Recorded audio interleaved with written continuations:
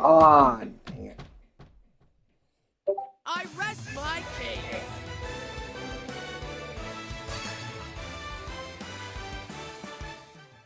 He's harmless. My thanks to you all. Zabu and I can fight the small remainder of the invaders, but the rest of the world is yours to save. Don't mention it, handsome. We're on our way.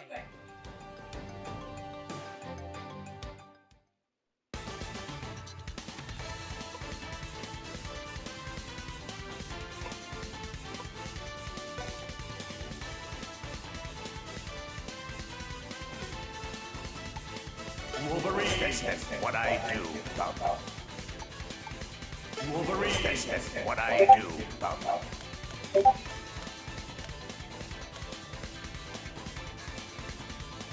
Nova accessing Total Nova Force. I've gone ahead for some reconnaissance. Wait! Hold on, Red. I'm on my way. Can these guys even take on the Phoenix? Phoenix has been captured. Events that could jeopardize the galaxy are in motion. You should try and get involved instead of just watching all the time. I cannot act, even as the invasion spreads to my own citadel.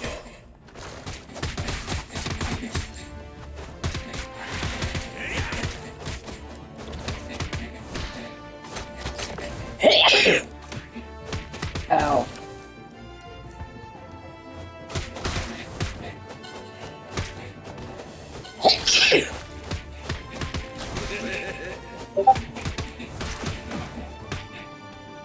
Blue blazes.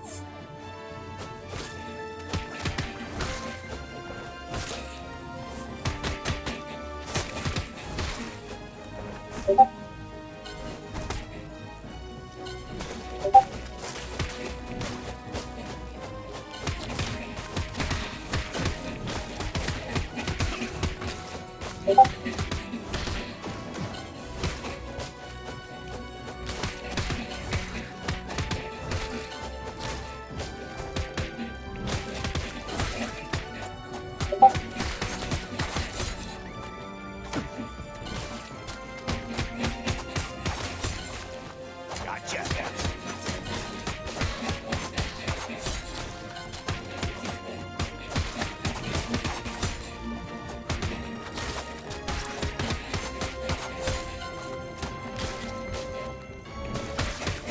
Enough out of you, runt. You're playing my game, and I'm playing it rough.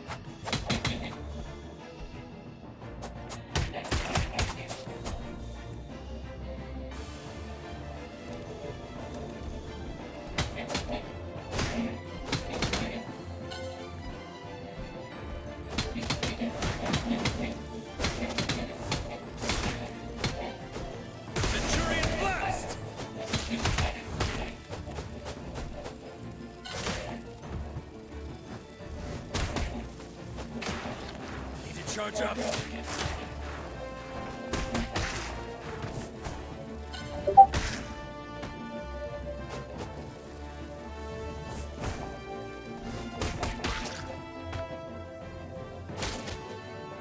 Blue blazes.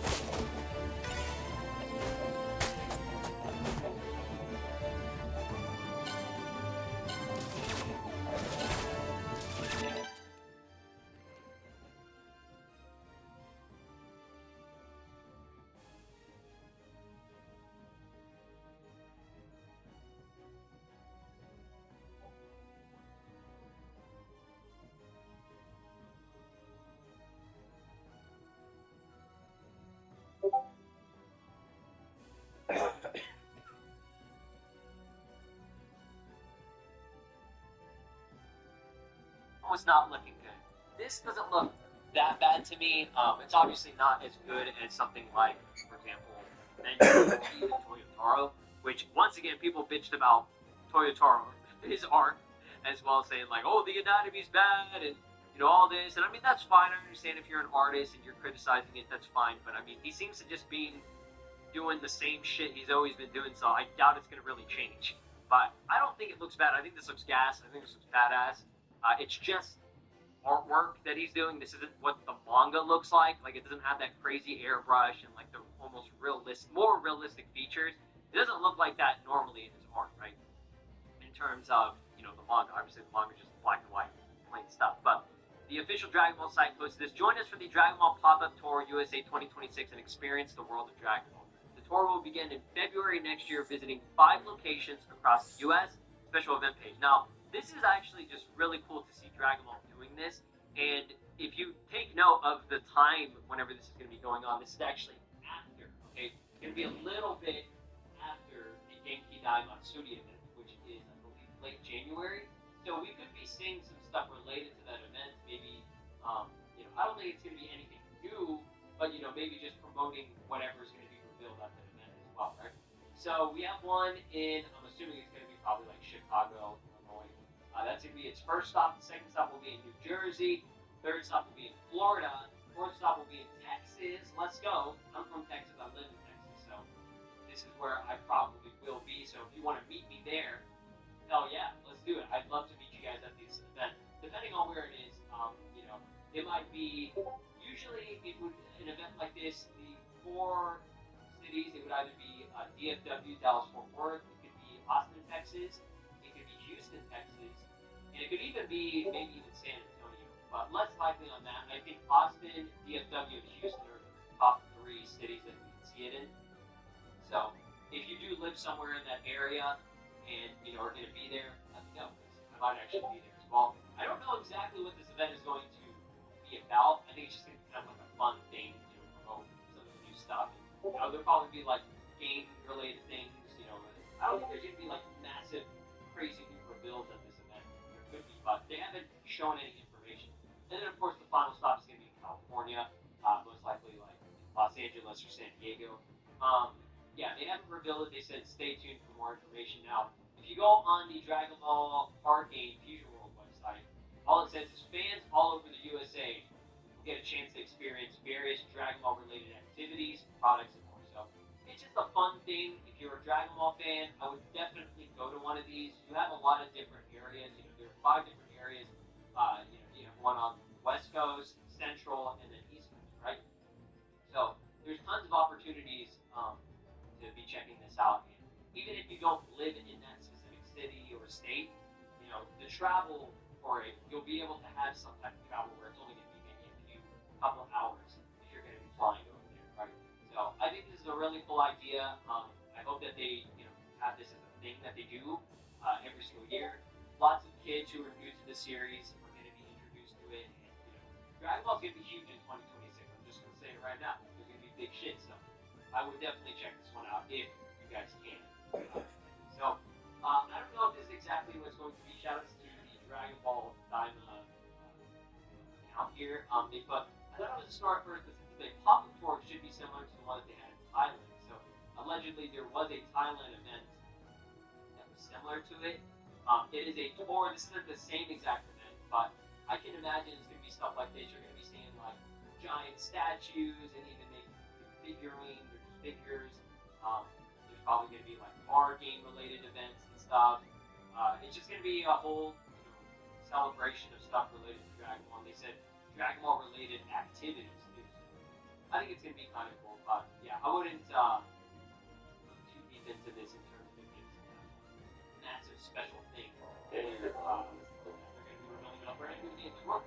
We're getting all this before this tour takes place. So just enjoy what we got going for Dragon Ball. This is also before Dragon Ball Games Battle. So we have tons of stuff at the very beginning of 2026. Like starting on 2026 part is fun. And then it's just going to be going and going and going, at least throughout the rest of the spring, right?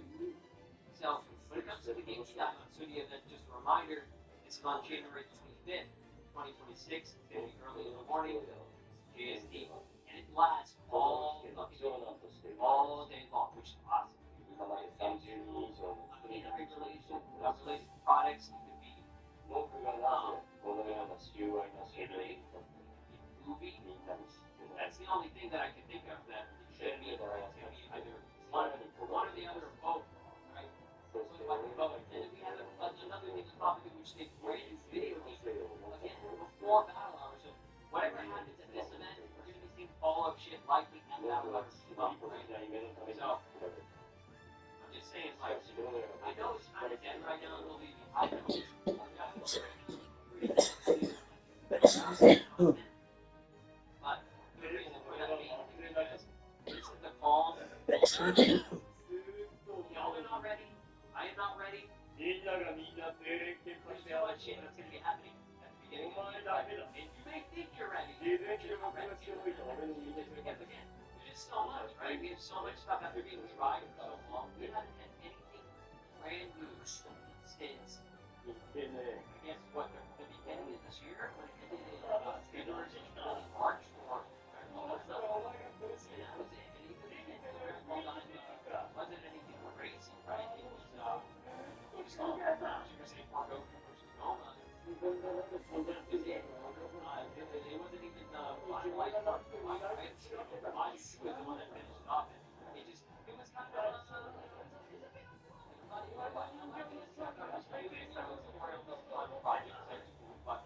but that's really it. There wasn't anything major that happened.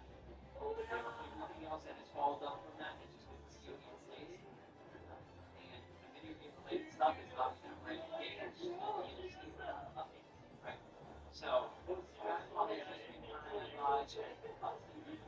like I said, we have video games that we're constantly relying on, but we're going to be getting some big shit. And I'm finally, going to be ramping up the play cycle very soon. Because the years we got from this event, they're going to be really much else. I apologize that the video is not going to be multiple guys. That's just because there's not a whole lot going on. I've just been kind of posting trailer-related content for things that are interesting to me. And that's what this channel has always been about. I'm going to keep it that way. I'm going to be at least trying to make more videos related to communication and stuff. Video games, I have a lot of cool ideas coming for y'all, so I appreciate your patience with me with the channel. It's just been, life has been crazy, right? What's been going on. I posted some stuff on Twitter, if you guys know. My dog had passed away, and it's been a little bit hard, but I still enjoy making content and talking about stuff that I like. And this is something that I want to just keep doing for as long as possible. So as long as you guys are you fuck with the content and you like coming through and watching, I'm sure grateful for the community that are always in push. Are you a teacher? And I'll still be doing other Okay, I have a question. I just moved here with my daughter. She's a good school. Okay, so my daughter's just You know, right? You already know, right? Good one. I was just wondering if there's maybe a summer for her.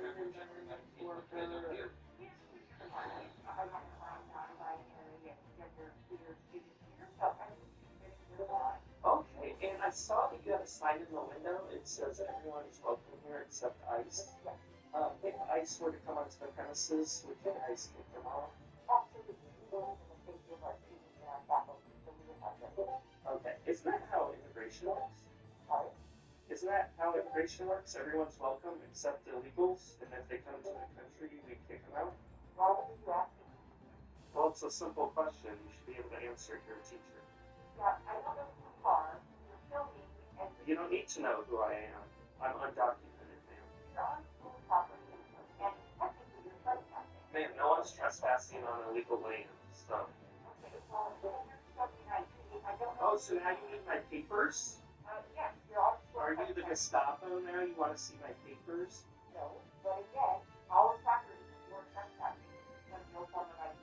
Ma'am, you don't need to know who I am. I am fleeing a bad school district in search for a better one. Have a little sympathy.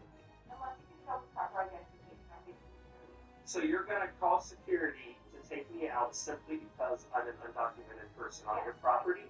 Isn't that how immigration works? Like we do with the illegal criminals that come into our country. As we do with illegals that come into our country. As we do with ICE when we remove them from our country. Okay, bye.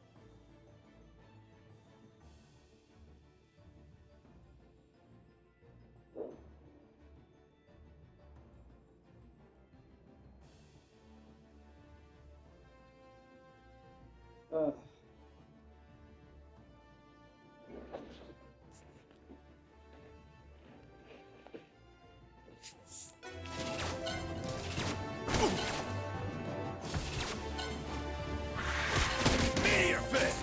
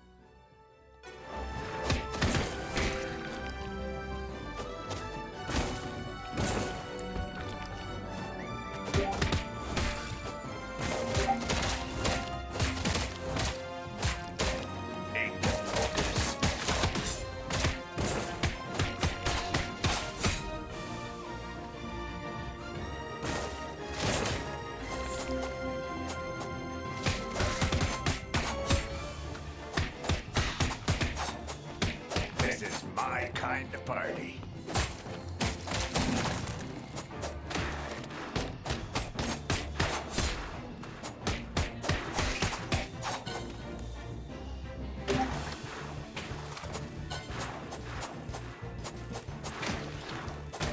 Lucky shot.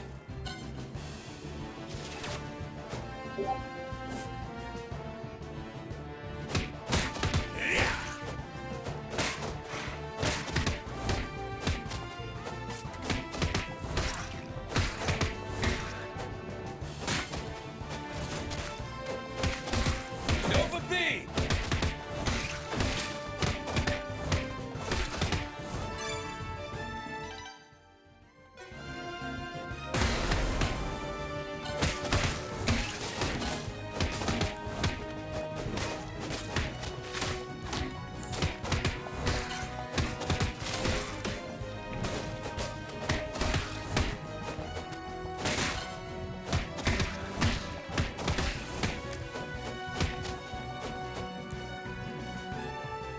Blue blazes!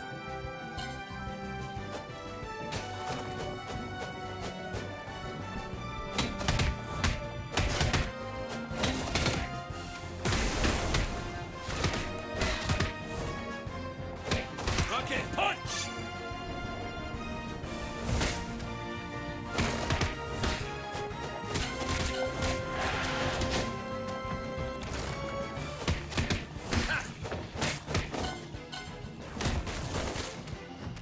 Need to charge up!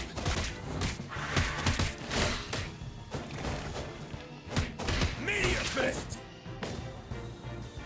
Nova Force!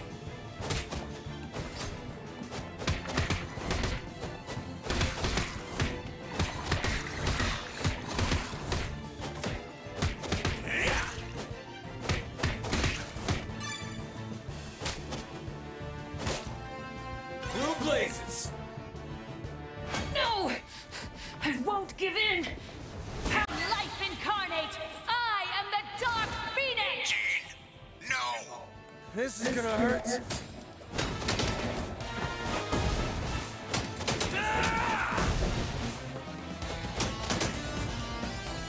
Come on, Red. I know you're in there. Fight this. Fight this! I have never felt this powerful, this free!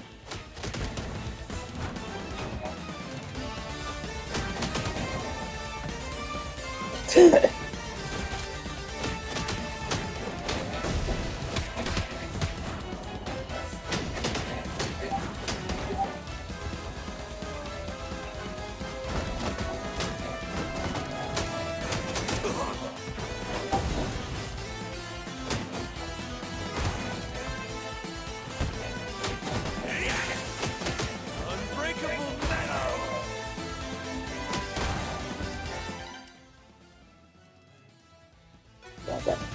I gotta make sure I use Wolverine for his last hit. Nova Force! Ow.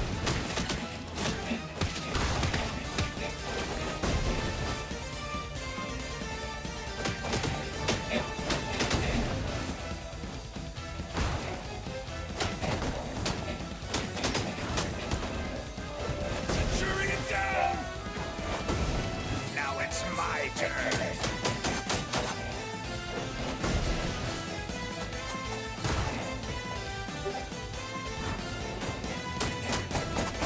Upper chop.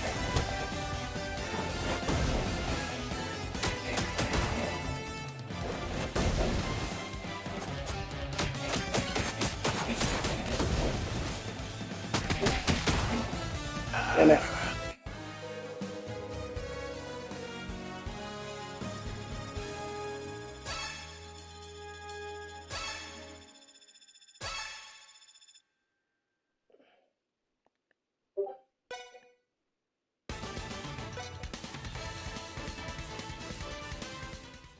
I've gone ahead for some reconnaissance. Wait! Hold on, Red. I'm on. Let's dance, Bubba. Phoenix has been captured. Events that could jeopardize the galaxy are in motion. You should try and get involved instead of just watching all the time. I cannot act, even as the invasion spreads to my own citadel.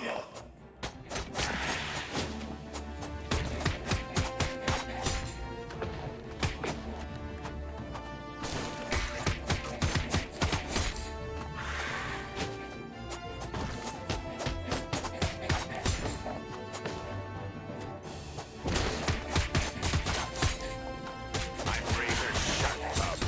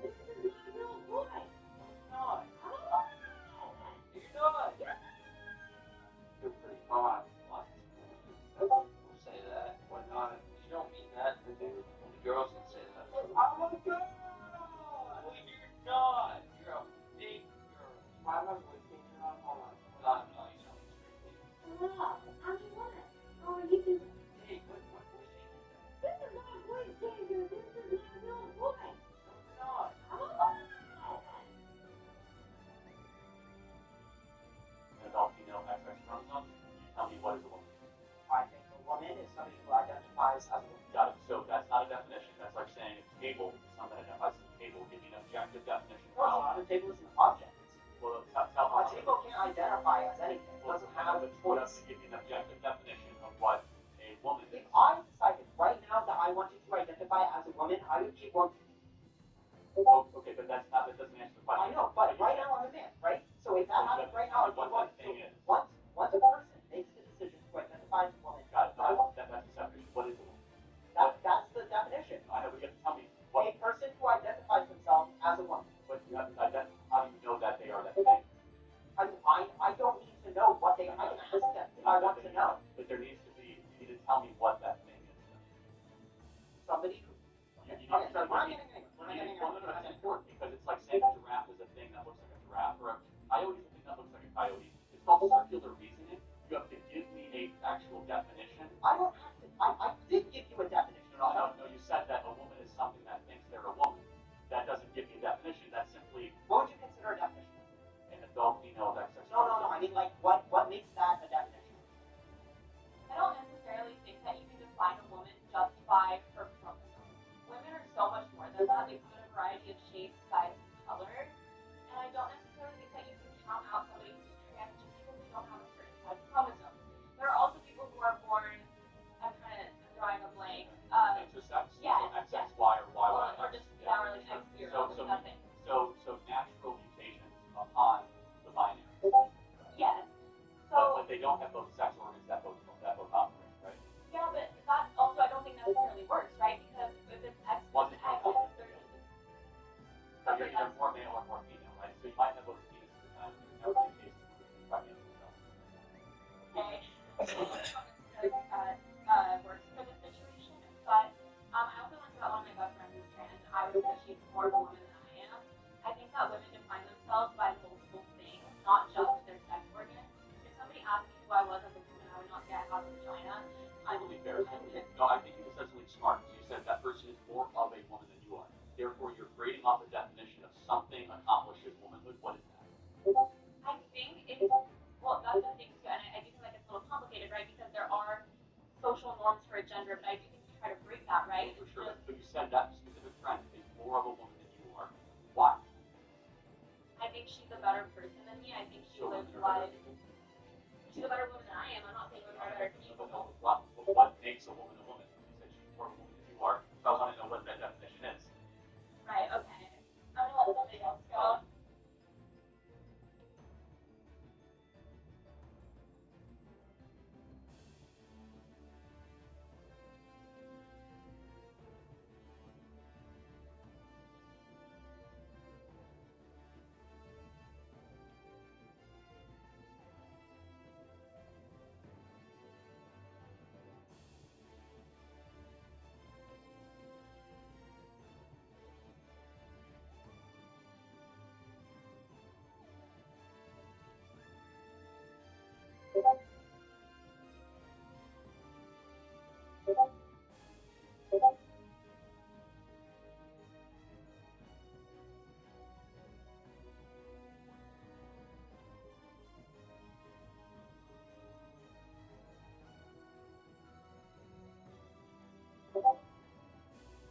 You need a new fence for your home. We are one of the top-rated fencing companies in the entire state. And this month, right now, as we get to the end of the year, we have our 60 or 60 sale going on, where we can get you a beautiful maintenance-free fence with 60% off the cost of installation. 60 months of 0% interest financing. This is a limited time offer. If you guys are interested, if you'd like more information on this offer, you're interested in getting a brand new, beautiful maintenance-free fence, you can scan the QR code here to my right or to my left. It's going to take you to a page with a few quick questions. Answer those, and we will reach out with more information. Again, this is going to be a beautiful maintenance-free fence that is 5 times stronger than wood. It's never going to fade, rot, or splinter, and it comes with a lifetime warranty. Again, if you're interested in our very limited offer of either 60% off the cost of installation or 60 months of 0% financing, you can scan the QR code here to my right or to my left, and we will get you taken care of.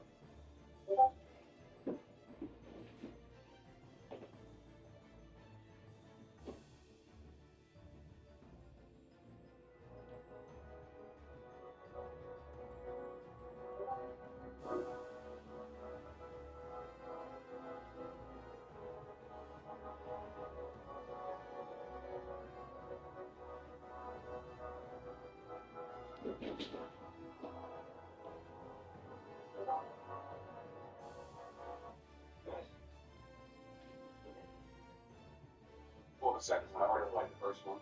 Okay, we are live. We're acting number and welcome to this webcast. I wish I could tell what episode it was because my screen just went wonky because the joys of the new interface just changed everything. I don't know what that number was. I don't like change! I can't read my screen, where is it? Anyway, we are covering a video by Other Frost, and it's called about difficulty. This is going to be fun. This came out a month ago. It's got about almost 2,000 views. I'm going to start asking all of you guys, see how old you are, and see just how many old games played super hard that you remember. Let's start with the left. So go ahead. What's the hardest game you remember growing up or maybe Classic hit, I would say, back when I played classic Castlevania, like over a decade ago. And just be more specific. I played at least the NES ones. So the first, the second, and the third? At least Castlevania 1 and 3. That's Okay. what I really started with in terms of the topic. Because my game would have been Castlevania 2. That is super hard. And the first one is fine, it's hard, it's not like incredibly hard. It was like trying to be RPG hard. And that's before we had proper save games, we had codes. Like Mega Man was hard, and that had codes as well. So similar to that. But that would have been mine. How about you, Kino? What do you think of the hardest game for you? The hardest game for me, well, I'm going to show my age here because I'm Gen Z, so I'm pretty young. But I played the most difficult games for me are probably Cuphead, Super Meat Boy, XCOM 2. A game I rage quit would be La Mulana. I think that's how you pronounce it. I think it's a platformer, a 2D puzzle platformer. It's notoriously difficult. Okay, great. Pretty sure I Want to Be the Guy is another one. I want to be a guy. I want to be a guy. It's notoriously difficult, and that's kind of the whole game. The whole point. Yeah. Huh. Interesting. Yeah, it is literally called I Want to Be the Guy. That's literally it. Is it an art? What is it? Kind of It's a platform. how many difficulties does it have? Does it have 2 or 3 difficulties? I have at least 3. It has hard mode where there's no save points except unless you glitch it. Normal mode where it's normal mode where it puts you in a bit of a so to call you a little bitch. Alright, we'll just keep going. Fred, now, what is your idea of your first really? Well, I didn't get to say mine. We're in order. Okay.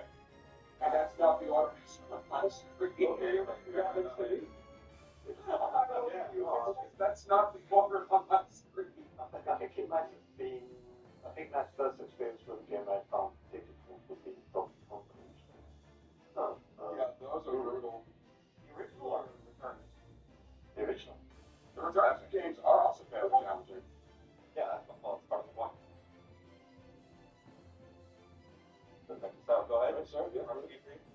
Zelda 2, The Adventure of Link. Good example. Another one from back in the day. Yes. I know people like to rip on the game. I personally really like it. Like, if you don't throw yourself like a mindless... Well, I was going to say a mean word, but I better not. If you don't throw yourself at the enemy like a numbskull, it's manageable. Yeah, Use your head and you'll get through it without too much difficulty. I was gonna say that. I wasn't gonna say it because I actually liked that game. I passed it. Same with Ninja Gaiden, the original. I played it so much I knew it, so it wasn't that hard. But games like they were designed to be stupid, like Battletoads, is just so hard for no reason. And like Contra is not hard, but I feel like I played it to death. You know, I just know it. So like I think Zelda 2 is a good example. It's so different. I loved it. It's so fun. Yeah. You know, I've spent hours looking for secrets and finding extra lives, heart containers, magic containers. Okay. I went out of my way to find shit. That's why we play these. We go crazy for these really hard games. Trying to find secrets, trying to find hacks. It's part of the Because process. it's satisfying to overcome the difficulty. Right. Exactly. Okay. And Rich, what's your favorite hard? What are your first hard games you ever played? My first hard game is, oh god, that's good. That is actually difficult in fact. I would say R-Type from the game. Yes, that is hard type game. I never played the game. I was always stuck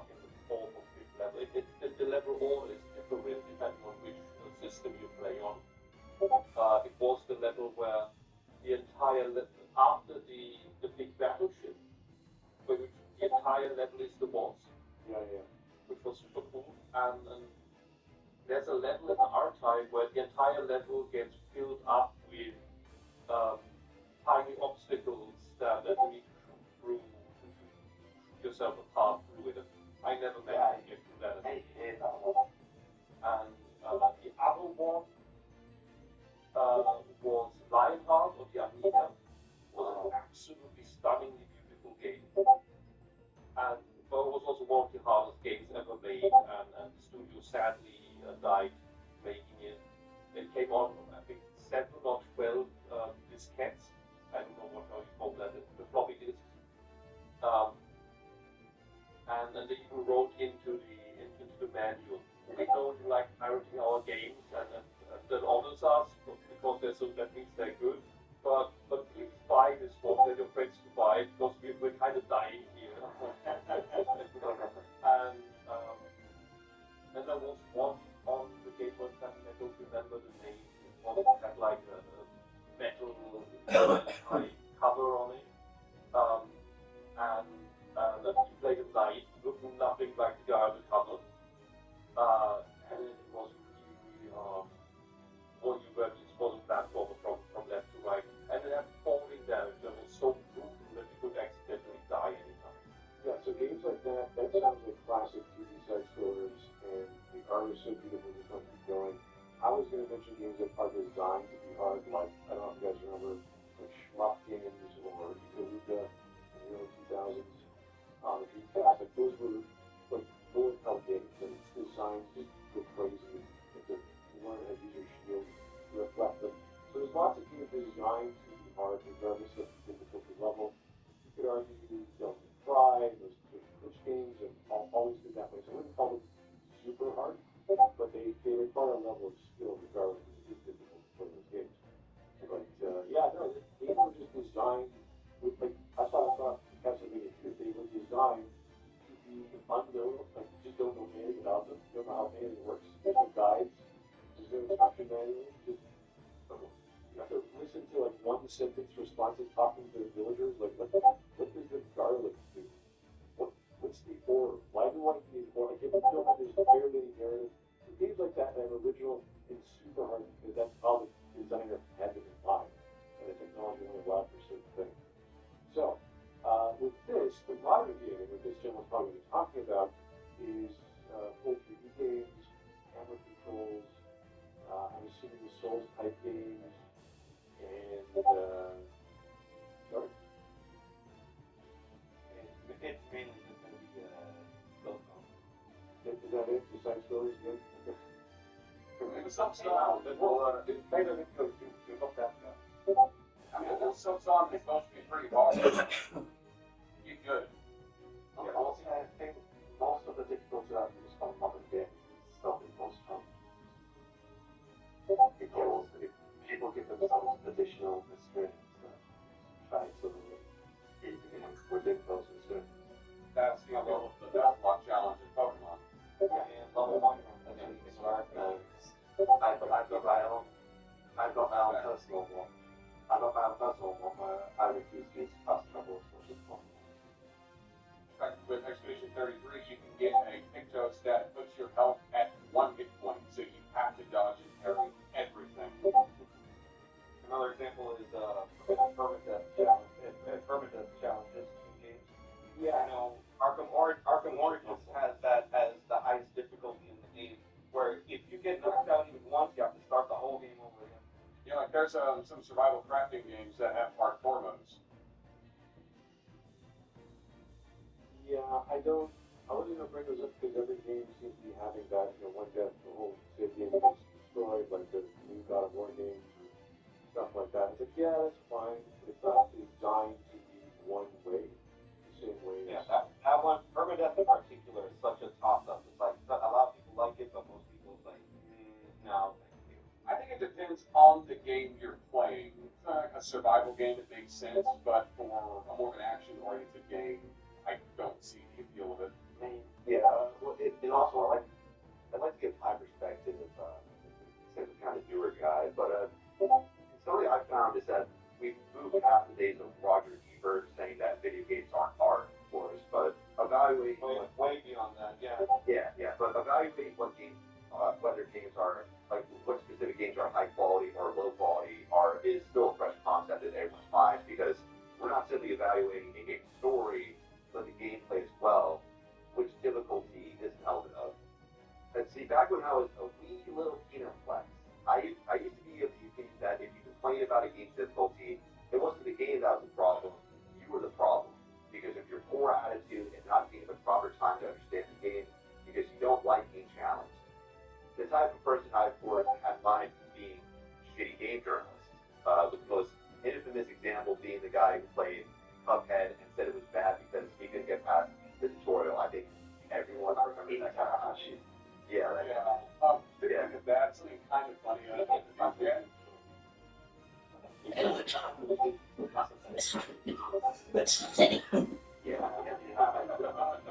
kind of funny. In the new Death Stranding game, Kojima put a journalist mode in there where go past the boss fight and pretend like you've actually defeated him. Please note you did not actually defeat him. That's the whole joke. That's the whole joke. Yeah. Oh, well, but those guys are complete utter indictment on gaming journalism as far as I'm concerned. But for difficulty, I have kind of passed that mentality because while that sentiment still applies to it being done right, difficulty being done right, I don't understand that not necessarily always the case because it can be used as an excuse to defend poor game design at points. Yeah, there are some games that, well, the hard mode just turns every enemy into a damage sponge and you don't have damage. Yeah. And if you ask me, that's honestly just lazy difficulty increase because it's just you have to fight more, and that's really it. And that's not really a challenge. Especially since there's no new gimmicks, there's no new attacks, the pattern is the same. It just takes longer to defeat the same enemy. Yeah, and the only time that is justifiable is when the boss fights, and it's only good for boss fights mainly, are that fun that you want to play them for longer, which is very rarely the case. Yeah. The only exception to that is that the Arkham series that you take more damage from enemies, but they also do mix up the enemy compositions, both in regular fights and in stealth sections, so you really have to be creative with how you tackle those new compositions in higher difficulties. Yeah, go ahead. Yeah, the highest difficulty don't also take away your love, so I think it's okay. Yeah, not a problem. You just have to pay attention. You have to read the attack patterns.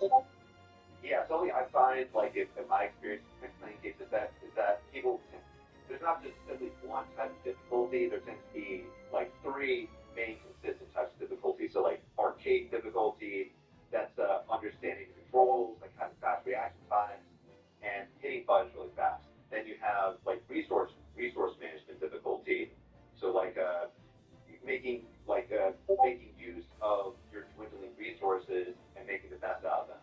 And then you just have your like a strategic or analytic difficulty where you that's where you analyze your game's environment and make informed decisions, plan ahead, and come up with strategies. But I would say when a difficulty starts becoming unfair or cheap is when it doesn't require any skill to overcome, because that's what good game design or good difficulty is in a game design sense. It rewards you for following the flow or rhythm of the given game you're playing. So it all comes down to a lot more the game being cheap. It hinders the enjoyment. The best thing I've ever seen was I think I was 6 or 7 years old. I for family vacation from a classmate, I got the first Kirby game, Kirby's Dream Land 1 on the Game Boy Classic. And when you played through that, it would give you a screen that showed the button combination. And when you input that button combination on the title screen, the game would switch to hard mode. You'd have a second playthrough. And the difference is because Kirby has the same abilities, he has no powers in the game yet, aside from sucking up enemies and spitting them back out, is that all the enemies are replaced by harder versions, meaning the little the little chicks that just jump out of it, they're now grown-up hens, and they make crazy moves. And the entire game is full of completely new enemies. And when that is your defining memory for how difficult it's really cheap. When you see people just doing the bullet smoke thing, it's just sad because Sakurai had figured this out in one of his first games. I don't know what's his first game. As far as I know, Kirby was, because Kirby was like Kirby was one of his first creations. I know that to be sure. Yeah, then that might have been his very first game, and he had already done difficulty right. And one thing that is to take note of for everybody, easy mode for games was not invented for children. It was invented for games journalists, not because journalists were incapable, because back in the day they were all enthusiasts. This profession has just been corrupted by crap heads that came in for various reasons. They're basically also tools. And the original games journalists, they got the easy mode so that they could play through the game faster, so that they could be able to write a review about more of the content, especially the story-heavy games. That was the original point, because you have things like Quest for Glory come out, which is a full-fledged RPG with lots and lots of text. You can play that a little bit for getting a feel of the actual combat design, and then you want to skip that to see more of the actual story, what is unfolding, because you have limited time to shove that game out, write a review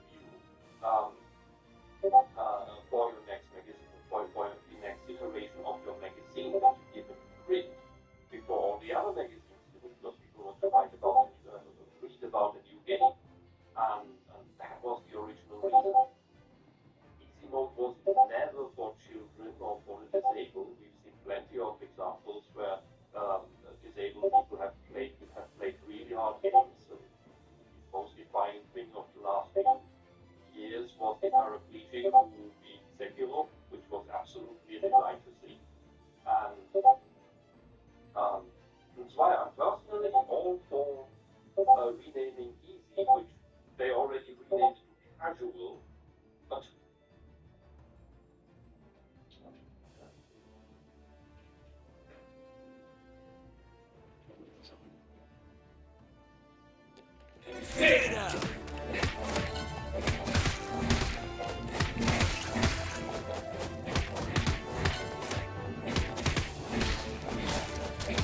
Rocket punch!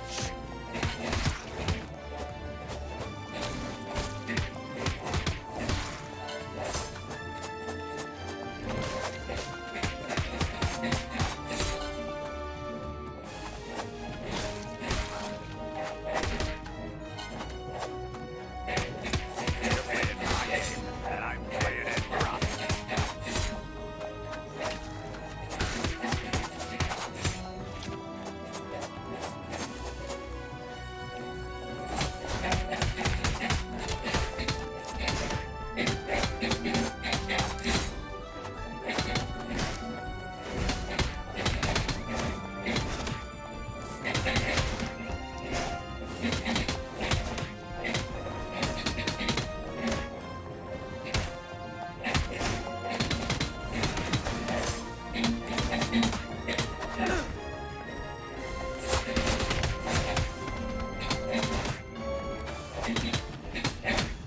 Focus your powers, Starboy.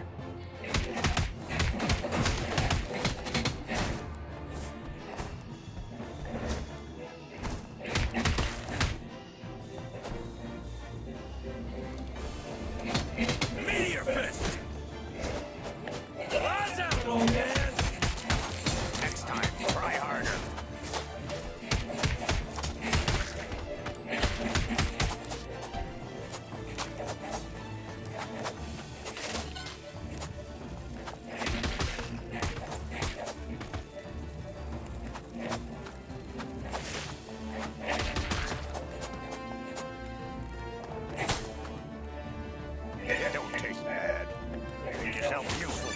Blue blazes!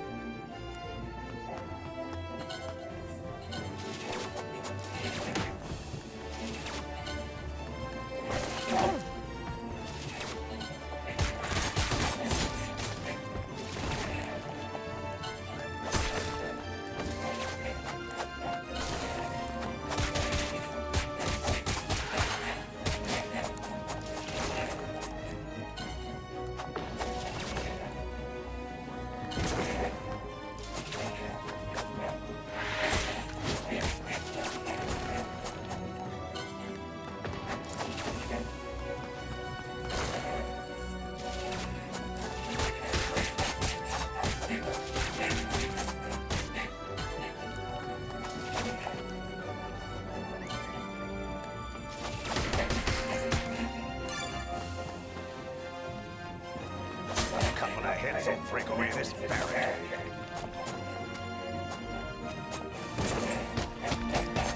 Blade barrage.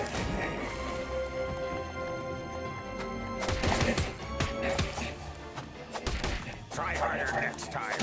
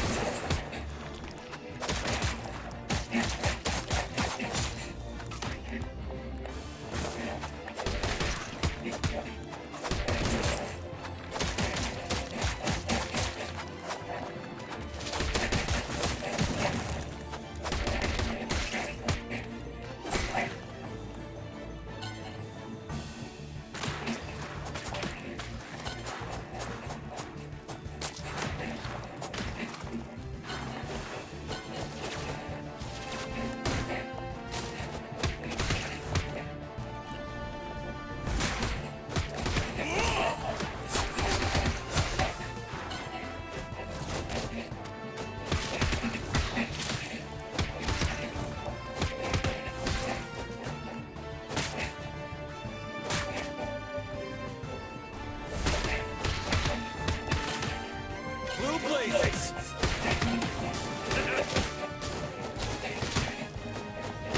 Rocket punch!